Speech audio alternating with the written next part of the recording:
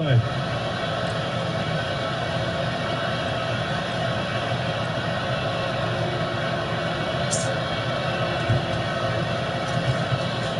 Isaac picks his way into the end zone, and Michigan right back in it. Within 2 in the final 2 minutes of the half. Right guard Owenu leads the way. From the right, he comes around, an old-fashioned Jim Harbaugh power play.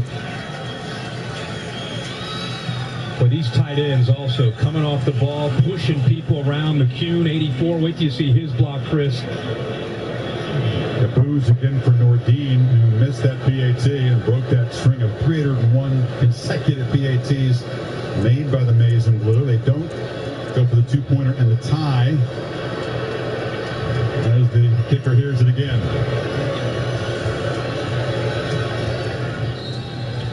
That's the more typical result, and Michigan draws within a point now. Both the tight ends here, Gentry and McCune. Watch them. Watch this block, and especially this block. And then the big guard, the power play comes around. Owenu. Watch those 2 tight ends. Look at them driving people off the ball. And then when you get blocks on the play side like that, it makes it so easy for even a 350-pound guard to pull around and make a push block. Paula and Gary O'Korn way up there in the rafters, the nosebleed seats. The only folks not wearing white are the Michigan fans. Well, look where they are. Yeah, it's... I already lost them. You don't I already lost them. You don't get the prime seat as a visitor in the Big Ten, that's for sure. It's the same thing for fans at Michigan Stadium. Yeah, pretty much everywhere you go in the Big Ten. What a drive by Michigan. The 4th down that Penn State went for. The adjustment by Don Brown to put Lavert Hill there in the slot. Makes a good play against Deshaun Hamilton. And then John O'Korn in Michigan. 8 plays, 67 yards, and a touchdown. Yeah, and 2 touchdowns and 2 red zone trips. But you do go back to that drop by Barkley, open on the wheel route. He took a peek at the safety. Yeah. That would have set him up in scoring position. Instead, Michigan has quieted 106,000. Barkley is at his goal line. Bogue drives it right into the end zone, and Saquon will take a knee. All right, let's see how we did in the Aflac trivia question, Bear. We guessed 94 Penn State, Ohio State. What do you have, Bear? I'll answer that Aflac trivia question for you. You had the right team. It was Ohio State. However, it was 1999. Remember when Penn State got to number 2 in the country and beat the Buckeyes that year, 23-10. They did. Then they tailed off there. I think they lost a couple games late in the season in 1999. Close. Remember the 05 Ohio State Penn State game? That was an incredible game for Penn State and Joe Paterno. They're kind of bringing their football program back to a national elite level. And I just remember Michael Robinson, and it was a very, very good Penn State team that year. Nittany Lions in Columbus. The Buckeyes enjoying a bye week to get ready today.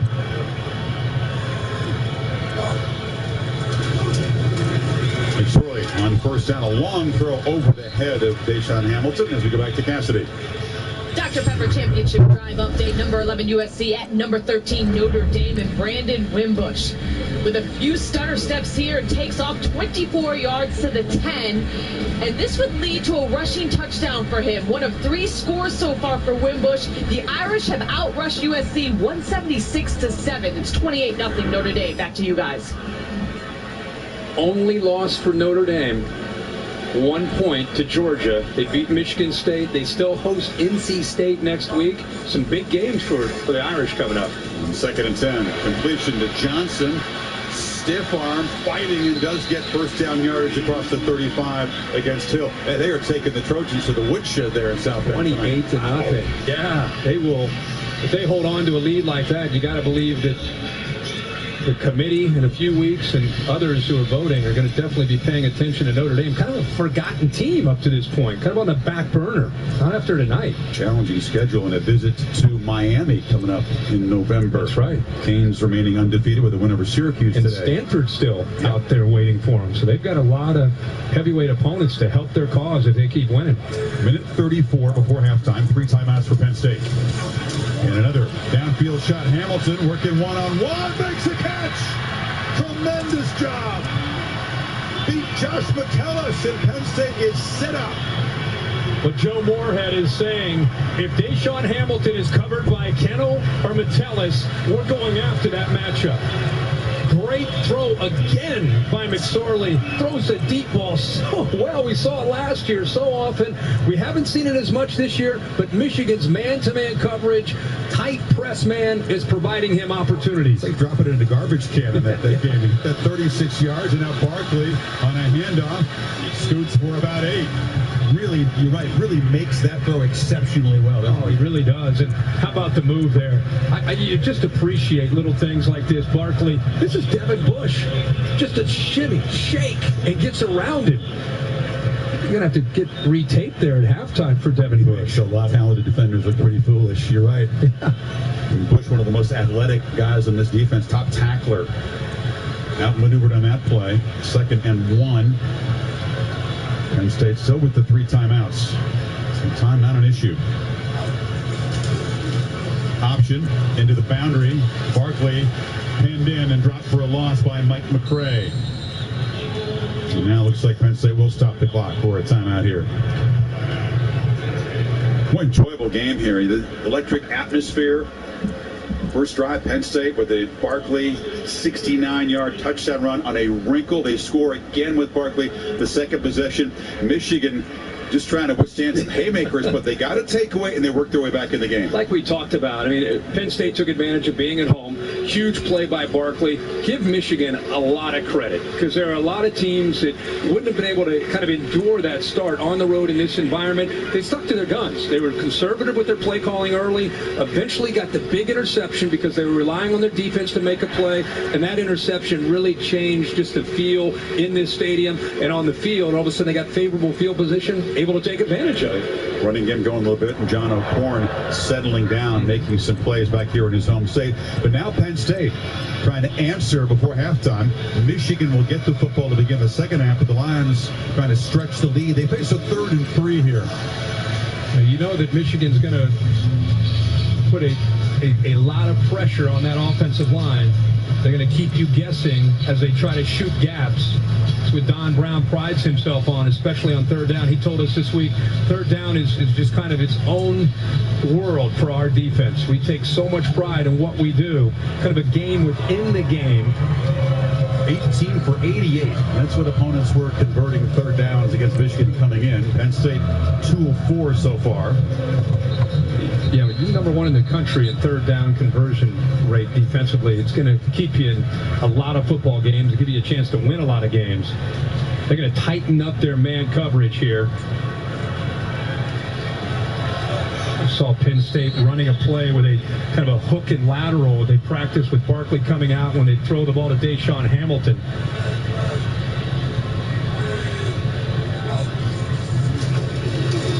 McSorley. Loop for Gesicki, who goes up and high points the football inside the 5. 1st and goal. Hudson is 6 feet tall. Gesicki is 6'6". Put the ball as high as you can and let him go down. Great awareness. The progressive pylon cam. He not only goes up and finds the football, but the presence of mind to get that right foot down inbounds for the completion. Empty backfield now. Here comes Barkley. They fake it to him. McSorley. Keeper scores. And Gesicki just vaulted up and over his quarterback, who races in to give Penn State his 7-point lead. Check out the replay of this Gesicki leap. I mean, he went up high point of the football, then shows the hops on the celebration. You better be sure you clear the quarterback. No doubt. He's got those kind of hops. McSorley, a very quick and elusive runner. And Penn State, a terrific answer to Michigan's second touchdown drive. Tyler Davis makes it 21-13. This is what Saquon Barkley can do for you, even when he doesn't get the football. Watch the Michigan defense concerned about number 26. See ya. Took 4 linebackers and a safety with him. There's nobody left to make the tackle. And here's what what happened after the score. Here comes 88. Here he comes. Yeah. He shoved the quarterback's head down. Now look, don't try that at home. That looks like one of those dunks in the spring. Are you kidding me? I mean, the dude is the team slam dunk champion. You know, great volleyball and basketball players. You know the slam dunk competition where you're like, all right, here, you stand right here. I'm going to go up and over you and just jam it. It's like they've done that before. The dude does weigh 250. It's a lot pushing down on the head of a quarterback. What an athlete. Wow. Yeah, this is a big difference because you pointed out the mismatch with Hamilton. Barkley, an obvious mismatch, and this guy could be a nightmare for defenses as well. And see, you brought up 8 yards of reception coming in. He hasn't had a chance to make many plays. You know, after every defensive coordinator watched how Penn State's season ended last year, guess what they thought? We have to crowd the line for Barkley, and we have to play soft coverage on the outside because we don't want to be one of those teams that are on the highlights where McSorley's throwing touchdown passes to those receivers and Gesicki. So they've softened the coverage, taken away, playing more zone, taking away the big plays.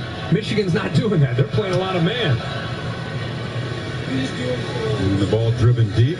Brad Hawkins will take a knee, and Michigan with 53 seconds to work with before halftime. Beautiful pictures, aerial coverage provided by Goodyear, watching over the hard work and determination of blimp-worthy athletes for more than 60 years. Goodyear, official sponsor of the college football playoff. Just a beautiful photogenic scene. That's where the whiteout has it over the blackout or any other color gimmick. To come up with some way to kind of stop the blackouts. It's just not a great look on TV. If you're a fan base trying to sell your school, it's not a good look. Michigan has a couple of timeouts if they feel like getting adventurous here with the final 53 seconds. Now they feed Higdon, who just plows in the middle. So the Capital One halftime report. Kevin Negandhi, Mac Brown, and Booger McFarland is seconds away now. Update you on what's going on in South Bend. A beatdown by the Irish for the moment. O'Korn now steps up, takes a look downfield. Flag is down as the ball is complete on the far side to Crawford, but that was in the holding zone. Yeah, Bushel Beatty, the right tackle, just fooled. Holding. Offense. Number 76. Cellular penalty. Second down. Michigan, a school record 16 penalties a week ago. Harbaugh disagreed with many of the calls, but that was embarrassing. This is their third flag so far tonight. Yeah, and I think the thing that he really, he talked about some of the replays and he was able to look back, but the reality is still false starts, holdings, delay of game. Those are drive killers. With this offense, you cannot afford to be at 2nd and 12 or 2nd and 15. That one negated a 24-yard gain. So they'll feed Higdon. James Franklin yelling at the official to get a timeout. So he's going to spend one hoping to force Michigan to at least punt here. It's going to be 3rd and 14. Yeah, he's going to save. Yeah, he's got one more timeout. Michigan more likely runs the football here. Surprising we've had 5 touchdowns in this first half with dominant defense. Yeah, especially the way the game started. Kickoff week 7 in the NFL. Sunday NFL countdown over on ESPN begins at 10 o'clock Eastern time. 3 hours gets ready for kickoffs. And on Monday Night Football, the Redskins and the first place Eagles, also available in Spanish on ESPN2. Proud Michigan grad Tom Brady is going to be featured in the countdown as he and Matt Ryan kind of take a look at the Super Bowl, relive it from their perspective. So countdown.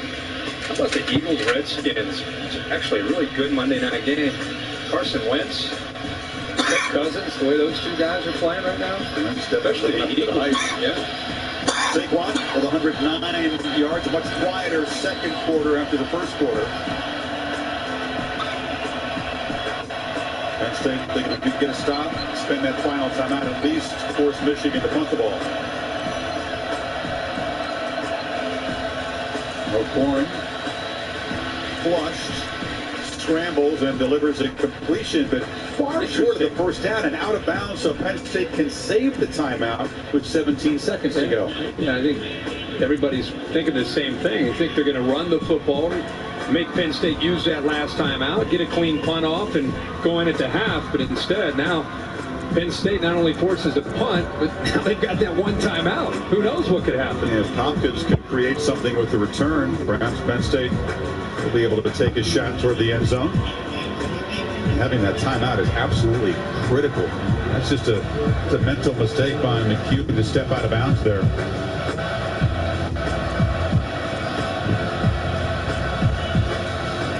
Robbins, a low boot. Tompkins from the 33. Turns the corner and is knocked out near midfield. 6 seconds to go and a timeout. Gives you a chance with the way that Michigan's playing man-to-man. You've got Gesicki making plays downfield. We've seen Deshaun Hamilton against the slot.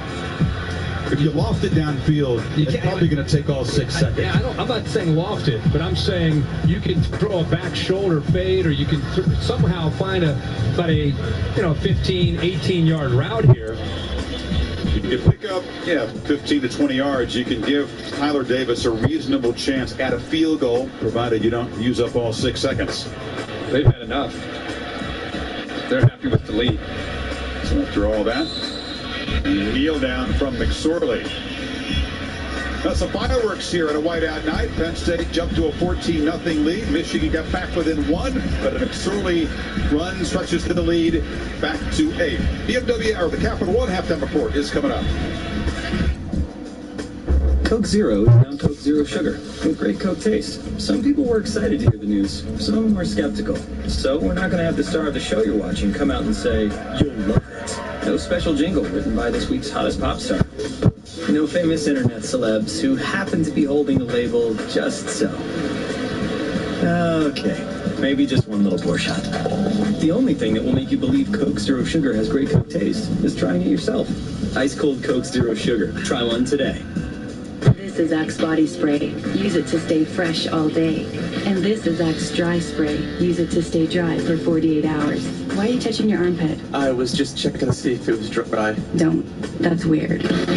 Smell great and stay dry with Axe. Is this my car? State Farm knows that for every one of those moments, there's one of these. Is this my car? This is ridiculous. This is ridiculous. Ah! From car insurance to car loans, State Farm is here to help life go right. There's my girl. Grandma, have you figured out which college? No, don't regret. Hey, cuz, have you made your decision? Not yet. It's a terrapin, not a turtle. Whatever. How about your favorite ice cream? The Buckeyes are ready too. Who wants bread? Grandpa. Sweetheart, you can't really go wrong. We're gonna love you.